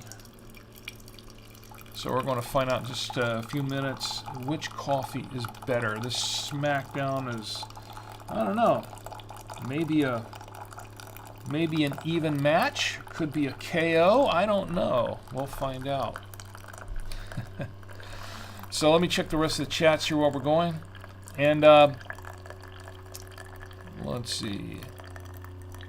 All right, we're good with the chat. The folks who are watching on Twitch, jump in and say hi. Jaycon says, okay, so did answer your question. Jaycon says yes, and Jaycon says thanks, and you're welcome. You're welcome. I didn't mean to go long on the answer, but hopefully that didn't bore everybody else too much who are not into radios.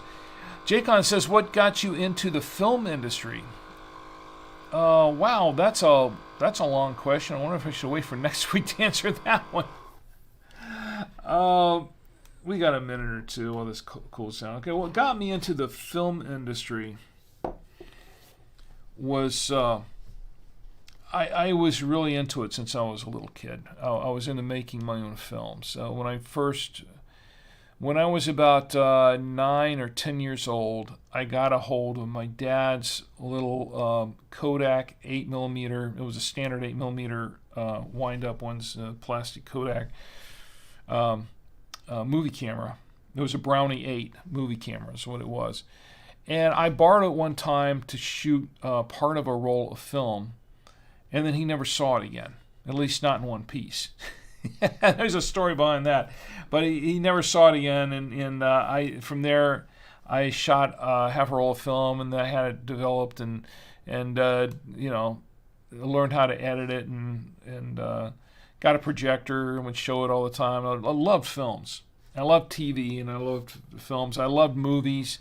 I loved going to the movies, but I wanted to make my own. So from about 9 or 10 years old, I was really into that. And when we moved, and we were living in Salisbury, North Carolina at the time, we moved down to Florida, down to O-Town. I really got into it, and I got some of my friends, together, and we would make some of these short films. Started off making on Standard 8, and then I got a Super 8 camera, and we started shooting stuff on Super 8, and then kind of went from there. Made a lot of little films, and as I got older, we entered my buddies and I that were into making these films, and we had a film club in high school, and we would make them there. And then after we got out of high school, we had a local film club in Orlando that we participated in and made more. I entered a lot of these films, not all of them, but we entered quite a few of them in film festivals and whatnot. Some of them mostly national festivals and stuff, and several of them won awards. So we got awards for a number of films that we did, and I've got some of them sitting. I think I've got plaques for some around here somewhere. I don't remember where I put them, but they're all around. And our swan song was Space Apes from Ice Planet Alpha, and the intent for that was to put it out for international film festivals.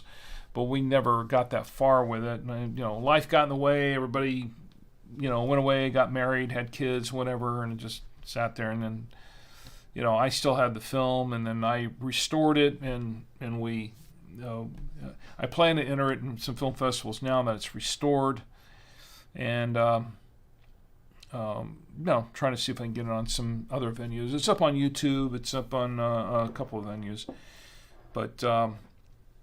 Thinking about getting back into it, as a matter of fact, a little bit, because and Super 8's still alive and well, believe it or not. It's actually still alive, and internationally speaking, there's still a lot of film festivals that are active, but there are a lot of people. There is a subculture of filmmakers that shoot on Super 8 and 16 millimeter. I own a couple of 16 millimeter cameras too, but. There's a subculture there of people that shoot on that format because the format is just cool. It's just a cool looking format. A lot of Super 8 never really died per se. It went. A lot of people started using it to shoot music videos with and things like that, and it's been incorporated in certain scenes and certain major theatrical films from time to time. But it's never really died. So it's it's still there, and it's making a bit of a comeback too. As a matter of fact, a lot of retro stuff is making a comeback. As a matter of fact, record albums, vinyl records have been making a resurgence in the last few years. My son Tommy, I got him a turntable last year, and he's just enamored with it, and he's been buying albums for his turntable, and. They still sell albums. Yeah, they do. And cassettes, believe it or not, cassette tapes are back in vogue. I mean, there's a subset of people that are really into collecting cassette tapes, and even reel to reel, even some reel to reel tapes. So that's coming back a little bit. So a lot of retro stuff. It's just like the retro gaming stuff, like the 8-bit games, like the Commodore computers. They revived the Commodore 64 computer, and so there are people that's what they do is they play 8-bit games. The games from the late 80s from the 80s and the 90s were from the days of the Commodores and the Ataris and the Apple IIs and things like that. It just that's what they were. That's what they're into, and there's nothing wrong with that. I think it's kind of cool. It's very nostalgic, and some of those 8-bit games were a lot of fun. I had some that were my favorites, Anyway, I really digressed on that, but that's kind of what got me into the film industry. It was just when I was a kid, just really playing around with it, and really kind of had a love for film early on. Oh, okay, I read that already. Okay, so let's go ahead and check this. All right, we've got a spammer on Twitch. Just ignore that. I'll get to that later. Let's. I don't know what that is about. Let's get rid of those. All right. Anyway, let's get this review done. Once again, this is what we're tasting. We're going to try the Mods Cinnamon Roll with it versus the Cinnabon Classic Cinnamon Roll. So we're going to try those right now. First, let's go with the Mods, which looks like a cup of coffee. And it still smells like a cinnamon roll. It does, which is a good thing. That's promising. Let's give it a taste.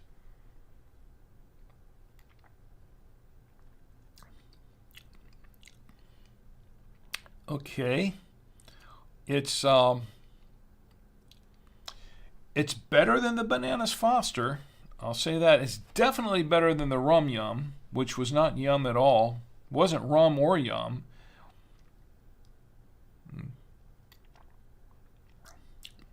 And it is better than the salted caramel one that they had. I think it was called Creamy Dreamy Salted Caramel. It wasn't creamy or dreamy, and it wasn't salted, and it wasn't caramel. This, let me try one more. This is drinkable. This is drinkable. It's not... It smells a lot more cinnamon bunny than it tastes. It's cinnamon bunny is I don't know. I don't know. I just made that up. But it's not. I know.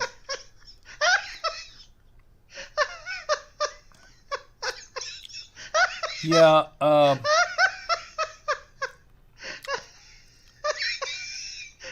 It wasn't that funny.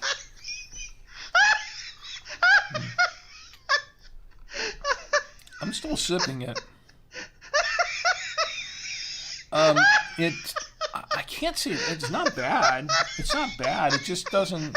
It doesn't really taste like a cinnamon bun, so to speak. It has a slight taste, a flavor to it.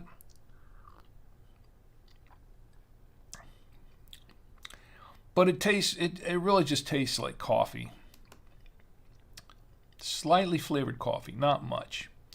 A little bit. It's okay. It's drinkable. It's drinkable. But let's try it. I'm going to clear the palate for a minute. Let's try it with the cinnamon bun, and it's still a little bit hot. But I can, just from the first whiff, it's definitely a strong taste of cinnamon bun. And not just cinnamon roll, but it smells like a Cinnabon. And if you've never tried a Cinnabon before, once again, I would say you got to try a Cinnabon if you like cinnamon buns. But it does have a definite Cinnabon smell. And it's not surprising because, yes, we do drink this coffee. I know what this one tastes like. But let's just, for the sake of being fair, let's put it up against this.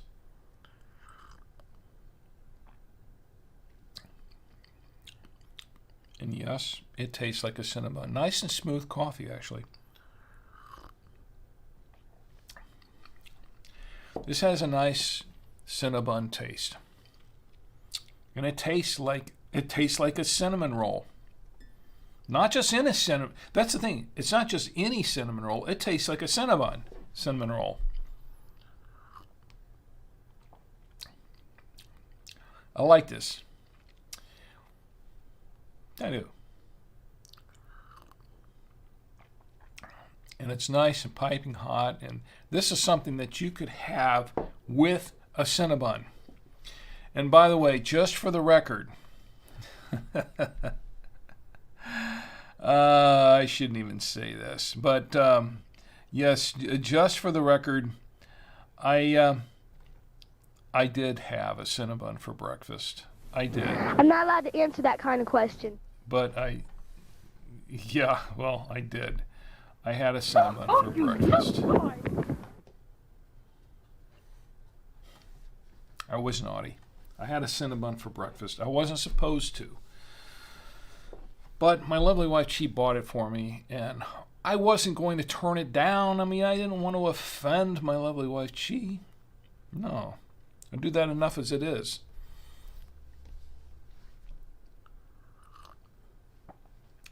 This tastes like Cinnabon. So does this. In this.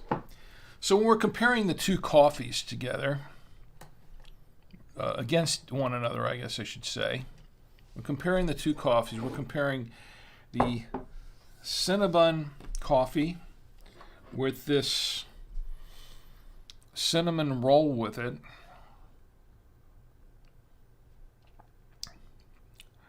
This is kind of watery. And the thing is, I put the same amount of water in each one. I made sure. If you look at this. I put about the same amount of water in each one. Okay, it's not like I made it one watery, one not. I was trying to be as fair as possible with it. But this one tastes weak. I mean, it tastes like coffee, but it tastes a little weak compared to this, which I guess you'd say it's mild. Maybe it's a mild roast.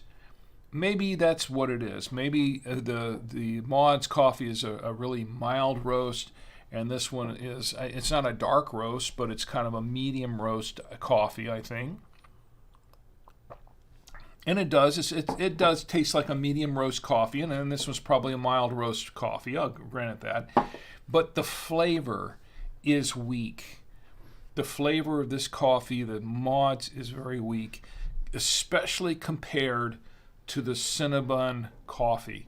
So I would have to say, and I kind of knew this was coming because of the fact that based on the previous Maud's coffee, and based on the fact that I have had the Cinnabon coffee, I kind of expected that this was not going to be as strong.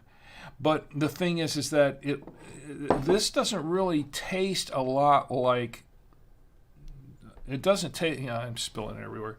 It doesn't taste a lot like cinnamon bun. It has a very, very slight flavor, not much. It has a slight flavor. It tastes like coffee, but and I'm not meaning to bash it or anything, but it's a disappointing that it doesn't taste as much like a cinnamon roll. It doesn't have to taste like a cinnamon bun, but or a Cinnabon, I should say, but at least it should taste somewhat like a cinnamon roll, and it's very, very weak in the flavor. It just tastes more or less like coffee. This definitely tastes like a Cinnabon coffee, what you would expect to taste. This delivers. This it's coffee. It's not bad. Okay, this Maud's coffee is not bad. I tell you that. But compared to when you're comparing the flavors, this is a lot more robust in the flavor department than the Maud's. So I would say the Maud's coffee. I think we're done reviewing the Maud's coffees overall. I think we're done with those. I don't think I'd buy the Maud's coffees again, at least not for the flavors, because there really isn't a lot of flavor in any of these Maud's coffees. So that's my final review on the coffee. I hope that helped Jake on it. Now, maybe if you disagree, if you've tried the Maud's coffees and you disagree with me, that's fine. Let me know. Let me know. Hit me up email me, rick@savoymedia.com, rick@savoymedia.com, and just email me and let me know what you think if you've tried them, because I might be completely completely wrong on this. Maybe my taste buds are really off, but I know my coffees. I've had a lot of coffee, just like I've had a lot of wine, and I just don't find the mods to be very robust in the flavor department. But that's just me. Let me get to the last review, the final review of the wine. Jacon says maybe we were dogging on mods too much, but it seems like they just do only coffee where the other brand might add other ingredients. Well, it could be. It could very well be. I haven't really delved too much into the ingredients. They didn't really list them on the mods, so I really couldn't say. But there might be something to that.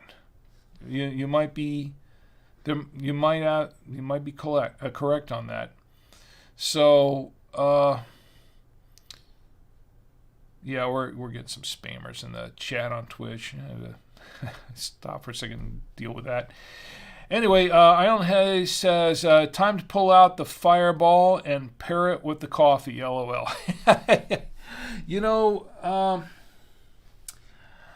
You are correct on that, Island Hayes. The only thing is I don't have any fireball with me. I didn't buy any the last time I went out. And those are... That stuff's rough on my stomach these days. That's why I don't usually get the Fireball much. But for those of you who don't know, Fireball, it's go down the local liquor store. You can usually get them in the in the little miniatures. They sell them in the big. Yeah, they sell the big ones too. But I usually would just get the miniatures if I was going to get a few of them, because my stomach can't take too much of those because they're a little bit, Fireball's pretty good actually. No.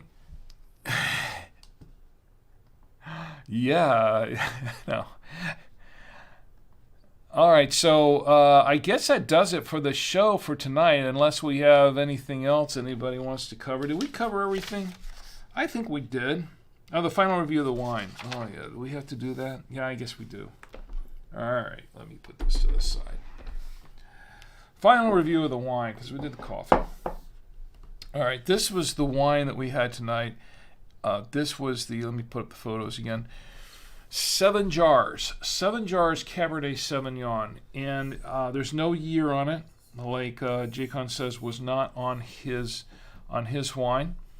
But this one did not have a year on it, but it did have 13.5% ABV on the side. I don't know how accurate that is because, as you know, the printed ABV is not usually, it's usually lower than what the actual ABV is. I don't know on this one, but it does taste, I could taste a little bit of alcohol in it, but it does tastes a little on the sweet side. Now I'm going to try it again just to be sure, because to see if it's opened up a little bit more. But I'll be honest with you, and all due respect to Scott,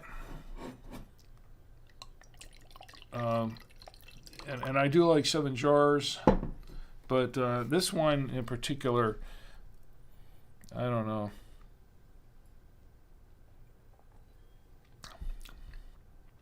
Still a little bit sweet, and still it's starting to taste a little bit oaky. A slight hint of oak in here, just slight. But some red fruits in here, and it's just it goes down. It has a fair finish, it's a fairly long finish, but it's as soon as it hits the tongue, it's kind of has this sort of sweetness to it that I really don't care for, and it goes down the same way. I'll be honest. This is a wine that could give me a wine headache, just for that. It doesn't really taste bad. It's just that maybe it's a little young. I don't know. I don't know how long ago this was bottled. I have no idea. I have no idea how old this wine is. Maybe it just needs a little more time in the bottle. I don't know. but I can say this. This is not my favorite cab. Let me just put it this way: this is not my favorite cab. I have had better cabs. I've had worse cabs, but not too many. This one, as the cabs go, it's on the.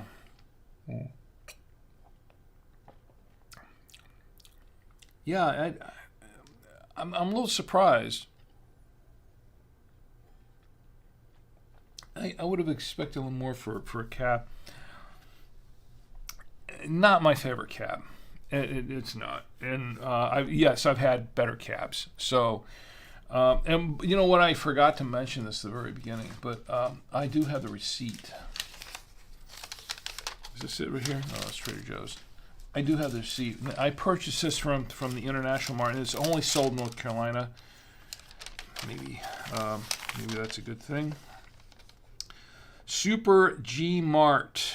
That's what this is. I paid for this 750 milliliter bottle of the 7 jars Cabernet Sauvignon. I paid what? I forgot how much I paid for it. $12.99.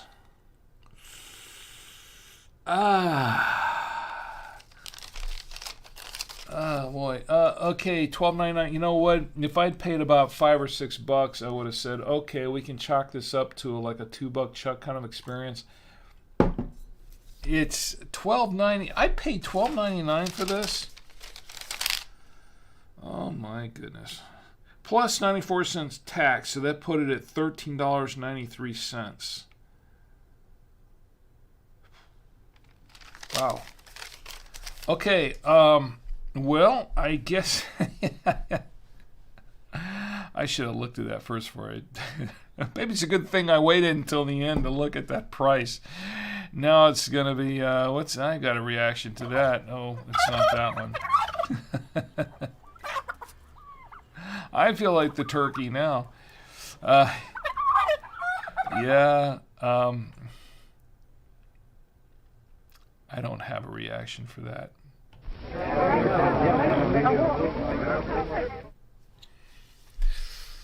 All right. Well, I guess that does it for the show tonight. I want to thank everyone for being with me here tonight. I want to thank my good friend Ed for being here and for the joke, and I want to thank This Island Haze, of course, for being here tonight. I should have gotten the Fireball. I should have gotten a couple little miniatures of it and maybe paired it with a coffee. Maybe we can do that another time. I'll see if I can have some on hand, maybe for a future show. That's a good idea. I don't know why I didn't think about it. I just didn't. I want to thank my lovely wife Chi for joining me here as well, and also to JCon. Thank you for being here. I really appreciate it. Thank you for being here and for your contributions to the show in the chat, and also for buying me a coffee. That is much appreciated. And thank you for the Happy Father's Day wishes. Thank you for everyone else who joined me everywhere else, and those who are watching now and later, and those listening later. I do appreciate each and every one of you. And of course, you know what time it is. If he's still around. Are you awake, Bill? Yes, I think you are, barely. All right. Yeah, it's time for our good friend and our official mascot of Drink with Rick on the Saturday Night Winestream, Roadkill Bill. That's right. It's time for Roadkill Bill. See, they love you, Bill. They do. They love you. Oops. Oh, there you go. Oh, wow. That's there we go. You're the hole-in-one, Bill. Hit the hole-in-one. All right. Bill has a very special message for you. If you can put your bottle down for just a minute or two. Oh, whatever. He loves his bottle. More than I love mine tonight. But Bill has a very special message for all of us. And this message is, please do not drink and drive. Drink in the comfort of your home, your apartment, your hotel room, your dwelling, wherever you are. just stay put. Okay? If you have to go somewhere, call an Uber, call a Lyft, call a cab, call a friend who can drive you around and hasn't been drinking as well. Or just stay put, as I just said a moment ago. Just the best thing to do is just kind of stay right where you are. As long as you're in a safe place. If you're not, call a friend and get to a safe place. Hopefully you're in a safe place. Don't text and drive either, because that's also very dangerous. Because I want you to have a great week, but most of all, I want you to have a safe week. So you can join me here again next week. And Bill too, right? Yeah. On the Saturday Night Winestream. And we can all get together and drink with Rick. Good night.